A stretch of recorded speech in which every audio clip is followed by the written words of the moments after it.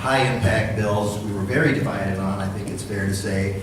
And I think from my point of view, the ultimate result of this legislative session was dreadful, in a word. What I particularly didn't like this year was the extreme contentiousness of the session and the great excessive partisanship.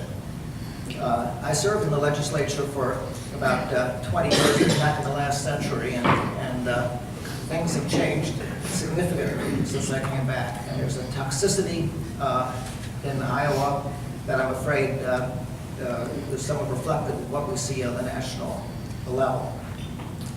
You know, sometimes I can't decide whether what's worse, partisan gridlock or one-party control.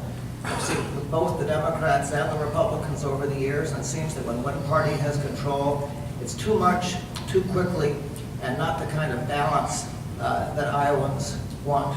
I wish we could work across the aisle a little bit more in the state of Iowa. It's something that when I first got elected, I thought that's what this was going to be about. I thought I could go and talk to my Republican colleagues and say, hey, this is a really good idea, we should be able to do this. And you know, you get movement at some point, but then sometimes because you have a D behind your name, it stops it. And that's really frustrating. It's both sides. I mean, that happened when the Democrats were in control of the Senate as well. I would like to see that change going forward.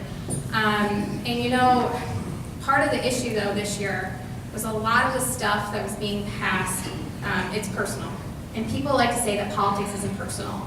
But when you're passing a bill that makes it harder for hardworking Iowans who are out there working with their hands, doing everything that they can do, you know, and then they get hurt on the job, and you make it harder for them to get fair compensation, that's personal. I mean, that's my friends and family. You know, when we attacked bargaining rights for our teachers, that's personal. My mom works for the school district, you know, and I've talked to our school districts, and they were really frustrated about that as well. And they just said, look, you just politicized, essentially, school board elections.